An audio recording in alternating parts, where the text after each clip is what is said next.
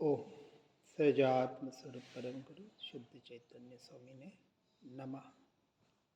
ओम नमः सिद्धम।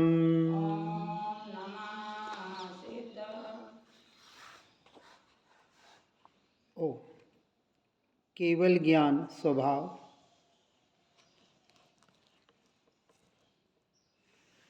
बिना स्वयं के स्वभाव के लक्ष्य के मोक्ष मार्ग में प्रवेश भी नहीं होता।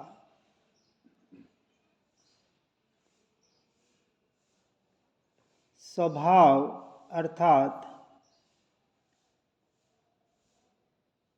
अनादि से जो था, आज है और अनंत काल तक जो रहेगा। तीनों लोक में तीनों काल में जो कभी न बदले उसका नाम है स्वभाव। 6 के 6 द्रव्यों का अपना अपना स्वभाव है और हर द्रव्य अपने स्वभाव से अपने में परिणमित हो रहा है।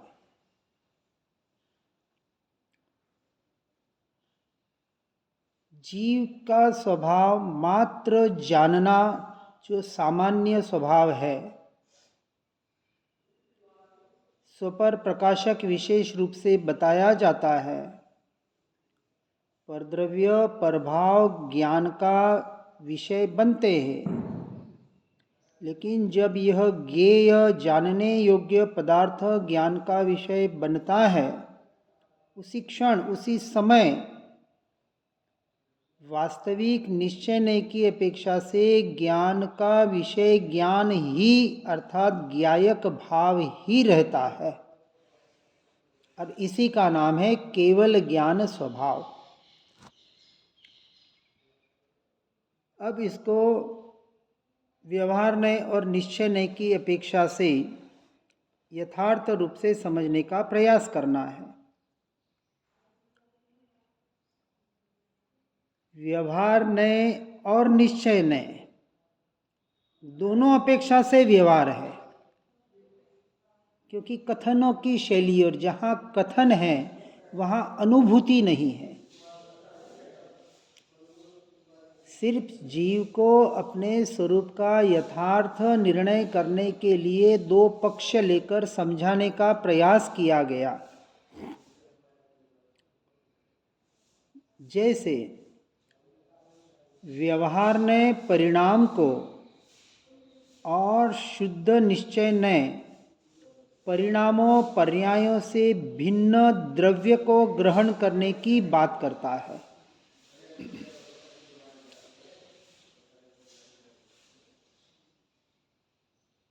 निश्चय व्यवहार का सर्वत्र लक्षण ऐसा ही है कि यथार्थ सच्चा निरूपण सो निश्चय और उपचार से किया गया निरूपण सो व्यवहार।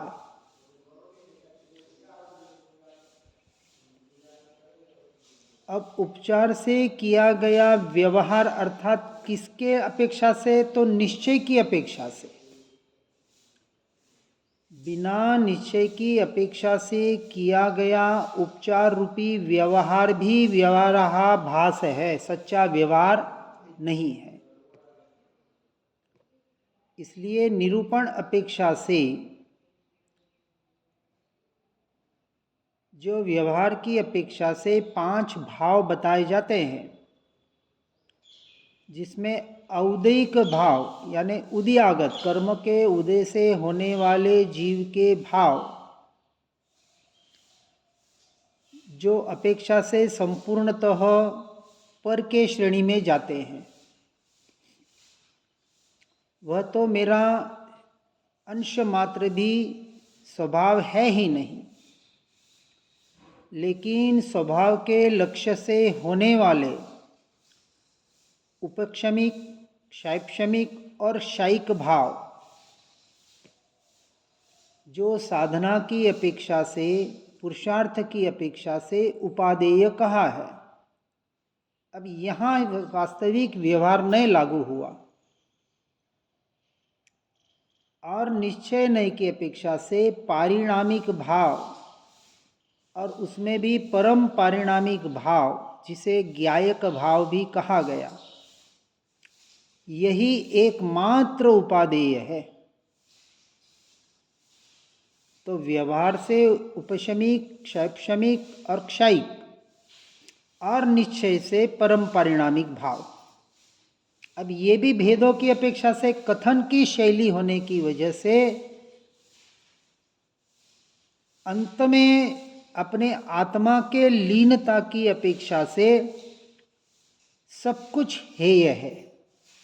समझने के बाद, समझने के लिए पहले उपादेय बताया कि यथार्थ रूप से स्याद्वाद की शैली से, अनेकांत की शैली से समझाने का प्रयास किया जाता है कि भाई जीव जो अनादि काल से अपने स्वरूप को, स्वभाव को, केवल ज्ञान स्वभाव को भूला हुआ है, तो कहते कि श्लेष्म को श्लेष्म की भाषा में समझाया जाता है। वही बात अपनी चली। जिस समय जो शास्त्र लिखे जाते हैं, जैसे महावीर स्वामी की भी बात आती है कि महावीर स्वामी ने जो उपदेश दिया था वो उस समय जो भाषा चलती थी, जैसे अर्धमागधी भाषा कहा, तो उसमें उपदेश दिया। अब आज हम उसी भाषा को पकड़ के बैठें तो कितने जन समझ पाएंगे? कुंद आचार्य ने जो भाषा शैली लिखी होगी उस जमाने की भाषा शैली, फिर अमृत चंद्राचार्य ने जो शैली लिखी उस जमाने की शैली, फिर जयसेनाचार्य ने जो उसके संस्कृत टीका की वो उस जमाने की शैली, तारण स्वामी ने जिस भाषा में लिखा वो उस जमाने की शैली। अब उस जमाने की शैली को ही हम सिर्फ पकड़ के बैठ जाएंगे तो कितने जीव समझ पाएंगे? जो पंडित लोग हैं, जिन्होंने उसका अभ्यास किया है, वो समझ लेंगे। साधारण व्यक्ति उस भाषा को नहीं समझ पाएगा। तो आज जो प्रचलित भाषा है, चाहे हिंदी हो, गुजराती हो, मराठी हो, जहाँ जहाँ जिस क्षेत्र की भाषा हो, उसी भाषा में उन्हीं ग्रंथों के अर्थ हमें आज अवेलेबल है। तो भले मूल गाथा हम पढ़ें, उसका कोई निषेध नहीं है, लेकिन उसका भाषांतर, उसके भाव भाषण के लिए उसका अर्थ हमें पता नहीं होगा तो हम भाव भाषण नहीं कर पाएंगे, सिर्फ वो तोता रटन हो जाएगा। पाप की अपेक्षा से पुण्य अच्छा कहा, लेकिन आत्मरमणता के लिए पुण्य को भी हेय कहा, और आत्मरमणता के लिए उन गाथाओं का अर्थ ही हमें पता नहीं होगा तो भाव भाषण कहाँ से होगा? और भाव भाषण ही नहीं होगा तो आत्मरमणता तो कोसों दूर की बात हो जाएगी। इसलिए जो यथार्थ रूप से व्यवहार निश्चय का निरूपण किया जाता है, इसलिए निश्चय से वास्तव में जो भाव परिणाम स्वरूप ही होने से उसे पारिणामिक कहा गया है। परम पारिणामिक भाव जो शुद्ध निश्चय नय का विषय है, अर्थात आत्मानुभूति का विषय है, और ऐसे आत्मानुभूति के विषय तक जब तक जीव पहुँचेगा नहीं, तब तक अपने स्वरूप और स्वभाव की को स्पर्श भी नहीं कर सकता। जिस सम्यक दर्शन की हम यहाँ चर्चा कर रहे हैं, समझने का प्रयास कर रहे हैं, जो केवल ज्ञान स्वभाव के द्वारा जिस सम्यक दर्शन की प्राप्ति करनी है, अर्थात अपने श्रद्धान की, अपने अस्तित्व की, अपने होने पने का जो टंकोत्कीर्ण निर्णय करना है, ऐसे आत्मलाभ के लिए इस संसार में पारिणामिक भाव ही ध्येय है और ध्यान के योग्य है, अर्थात उपादेय है। वहाँ पहुँचने के बाद जो साधन, जिन साधनों का हमने सहारा लिया था, उन साधन से छूटना पड़ेगा। पहले नदी पार करने के लिए नाव रूपी साधन का प्रयोग किया जाता था, नाविक उसे चलाता था। आज हम कार, बस, ट्रेन, एरोप्लेन आदि साधन का सहारा लेते हैं। उसे चलाने वाला एक ड्राइवर, पायलट आदि होते हैं। अब उस साधन में बैठने के बाद क्या हम उस साधन को पकड़ के बैठेंगे, उस साधन से उतरेंगे ही नहीं, तो क्या हम अपने गंतव्य स्थान तक पहुंच पाएंगे? कभी नहीं।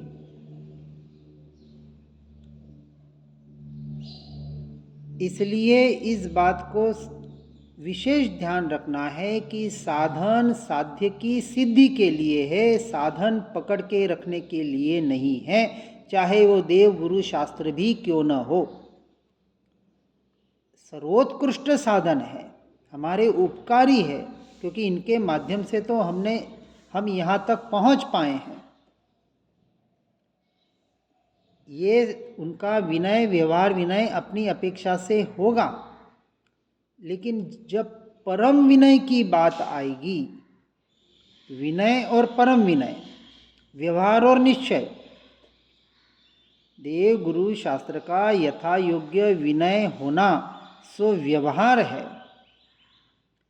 परंतु देव गुरु शास्त्र जिसकी ओर इशारा कर रहे हैं, जिस चैतन्य तत्व की ओर, जिस स्वभाव स्वरूप की ओर, जिस तत्व की ओर इशारा कर रहे हैं, उस तत्व को यथार्थ रूप से ग्रहण करना, अर्थात अपने आत्म स्वभाव को, केवल ज्ञान स्वभाव को ग्रहण करने का अर्थ उसका अनुभव करके उसमें लीन होने का पुरुषार्थ करना, ये सर्वोत्कृष्ट परम विनय है। और यही निश्चय नय का कथन है। और जब आत्मा में लीन हो जाए तो वहाँ नए, निक्षेप, प्रमाण, सप्तभंगी आदि कुछ भी रहता ही नहीं है। फिर वहाँ न व्यवहार नय है, न निश्चय नय है, वहाँ मात्र अपना अस्तित्व है, अपना होनापना है। अब इसी आधार पर एक प्रश्न पूछा है कि चैतन्य भाव पारिणामिक है, सो परिणाम स्वरूप है या अपरिणामी है? अब देखो, पर्याय और द्रव्य की अपेक्षा से इस केवल ज्ञान स्वभाव को समझना है। परिणमते हुए भी जो अपरिणामी है, पर्याय के अपेक्षा से परिणमन भले हो रहा हो, फिर भी त्रिकाली ध्रुव तत्व की अपेक्षा से जो अचल ध्रुव तत्व है वो सदा अपरिणामी ही रहता है। त्रिकाली अपरिणामी तत्व और उसके लक्ष्य से होने वाली ये परिणमन करने वाली पर्याय, जिस पर्याय ने अपने द्रव्य का लक्ष्य किया, उत्पाद हुई और व्यय हुई। पर्याय का स्वभाव उत्पाद होना और व्यय होना है। पर्याय का स्वभाव उत्पाद होकर उस द्रव्य में लीन होना नहीं है। यदि पर्याय उत्पाद होकर द्रव्य में लीन हो जाती तो राग द्वेष रूपी पर्याय भी उत्पाद होकर द्रव्य में लीन हो जाती, तो द्रव्य राग द्वेष रूपी हो जाता। बहुत बार इसका भी कहीं कथन आता है कि पर्याय उत्पाद होके पर्याय का क्या होता है, तो स्पष्ट लिखा है उत्पाद व्यय ध्रुव युक्तम सत। तो पर्याय उत्पाद होकर व्यय होती है, कहीं लीन नहीं होती है, ना पर में लीन होती है ना स्व में लीन होती है। जो पर्याय उत्पाद होती है और उस पर्याय में जो जानना होता है, अब उस वक्त जो पर्याय पर का लक्ष्य करके व्यय हो जाती है, तो जानना पर का हुआ ऐसा भ्रम होता है। ये भ्रम, ये भ्रांति ही तो निकालनी है कि मैं परद्रव्य का ज्ञाता दृष्टा हूँ, परद्रव्य को जानने वाला हूँ। तो साधना के क्षेत्र में ये भी बहुत बड़ी भ्रांति खड़ी होती है, क्योंकि जानना मेरा स्वभाव है, मैं ज्ञाता दृष्टा हूँ, साक्षी भाव वाला हूँ। यहाँ तक भी जीव पहुँचकर पर द्रव्य पर भावों का अपने आप को साक्षी या ज्ञाता दृष्टा मानकर मिथ्यात्व का ही पोषण करता है। यहाँ तक ये साधना के क्षेत्र में ये पहली स्टेज आएगी, लेकिन इसको व्यवहार नए में लिया है। तो निश्चय ने क्या कहेगा कि मैंने, आत्मा ने, मेरी पर्याय ने आज दिन तक परद्रव्य पर भावों को जाना ही नहीं। यहाँ केवल ज्ञान का अर्थ है हर क्षण मेरी पर्याय मुझसे मुझे ही, अर्थात ज्ञान ज्ञान को ही जान रहा है। और ये ज्ञान जिस ध्रुव का गुणधर्म है वो ज्ञायक भाव ही निरंतर जानने में आ रहा है। इस दृष्टि का नाम केवल ज्ञान स्वभाव है। पर को जानने का नाम ज्ञान नहीं है। स्व को जानना स्व ज्ञान है। और ऐसे ज्ञान को, अर्थात ये जो परिणमन जो पर्याय में हो रहा है, जानना जानना जानना जो निरंतर पर्याय में हो रहा है, वो ऐसे परिणमन के काल में भी जो पर्याय द्रव्य को जानती है, जो अपरिणामी है, तो उस पर्याय ने द्रव्य को जाना, इसलिए केवल ज्ञान प्रकट नहीं हुआ। केवल ज्ञान तो अनादि अनंत सत्ता में पड़ा था, शक्ति रूप हर जीव में अभी भी पड़ा हुआ है। सिर्फ इतना ही पुरुषार्थ करना है, क्योंकि पुरुषार्थ भी पर्याय में होगा, द्रव्य में तो कुछ करना ही नहीं है। अब जो पारिणामिक भाव यहाँ बताया कि जो सर्वोत्कृष्ट भाव ग्रहण करने योग्य है, कि ऐसे परिणमन के काल में जो अपरिणामी है उसका लक्ष्य पर्याय की अपेक्षा से इसलिए कहा कि अभी पर्याय की अपेक्षा से जीव का उपयोग पर में जो जिसको हम मिथ्यात्व या अज्ञान दशा कहते हैं, और व्यवहार की अपेक्षा से, व्यवहार नहीं की अपेक्षा से उसे कर्म के उदय रूप कहा कि दर्शन मोह की वजह से जीव का उपयोग पर में जाता है। वास्तविक ऐसा कुछ होता नहीं है, निश्चय नहीं की अपेक्षा से देखे तो। इसलिए सर्व विशुद्ध पारिणामिक को बंध मोक्षादि कारण परिणाम शून्य कहा है। सात तत्व में जो मूल तत्व तो दो ही, जीव और अजीव। बाकी आश्रव, बंध, संवर, निर्जरा, मोक्ष, ये जो पांच तत्व हैं व्यवहार की अपेक्षा से जीव के परिणाम कहे गए, लेकिन यूं देखे तो पुद्गल के ही परिणाम हैं, क्योंकि आश्रव भी पुद्गल का हो रहा है, कर्मों का आश्रव, तो कर्म पुद्गल है। बंध भी पुद्गल में ही हो रहा है, संवर निर्जरा भी पुद्गल का ही परिणाम है। अब मोक्ष का जीव का परिणाम जो है वो भी एक समय की पर्याय मात्र है, तो अपेक्षा से इसे पर के श्रेणी में ही रखा। परम पारिणामिक भाव में ये कुछ भी नहीं है।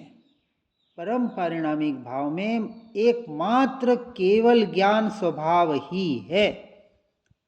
अब उसी का लक्ष्य करके उसी को ध्येय बनाकर, अर्थात ध्येय परिपूर्ण त्रिकाली ध्रुव तत्व चैतन्य स्वभावी भगवान आत्मा ही रहेगा, और चैतन्य स्वभावी परिपूर्ण भगवान आत्मा जो ध्येय रूप है उसके लक्ष्य से ही पर्याय में सम्यक दर्शन, केवल ज्ञान और मोक्ष प्रकट होगा। तो पूरी साधना इतनी है। अब यहां कहते हैं, एक प्रश्न खड़ा किया है, जब मैं सर्वविशुद्ध एक जानन क्रिया मात्र भाव सो मैं हूं, इतना मात्र मैं हूं, और मैं ज्ञान स्वरूप ही हूं, ऐसे ज्ञान नामक परम स्वभाव का जो ग्रहण किया जाता है, अतः जो जानन क्रिया जिसे समय सारजी में ज्ञप्ति क्रिया भी कहा गया। जानना जानना जानना, ये जो जानन क्रिया जो जीव की हर समय पर्याय की अपेक्षा से बह रही है, हो रही है, और ये जानना, ये ज्ञान स्वभाव की पर्याय होने की वजह से निरंतर ज्ञान का ही ज्ञान हो रहा है। किसका जानना हो रहा है? तो ज्ञान का जानना हो रहा है। और वो जानना वास्तविक काहे से हो रहा है? तो ज्ञायक भाव की अपेक्षा से हो रहा है। इसलिए ज्ञान ज्ञान को ही जानता है, इसी का नाम ज्ञायक भाव है। इसका निर्णय करना, इसका यथार्थ टंकोत्कीर्ण श्रद्धान करना, और ज्ञान का अनादि अनंत परम स्वभाव होने से उसे परम पारिणामिक भाव के श्रेणी में रखा है। ये समझाने के लिए सारे कथन हैं, क्योंकि जब तक कथन है, ये सारी बाहर की शैली है, वहाँ तक अनुभव नहीं है। अनुभूति तक पहुँचने के लिए ये सारी समझ अपने को टंकोत्कीर्ण करके, उसका निर्णय करके, अपने स्वरूप और स्वभाव का यथार्थ श्रद्धान करके उसमें लीन होने का पुरुषार्थ करना, यही हमारी साधना है।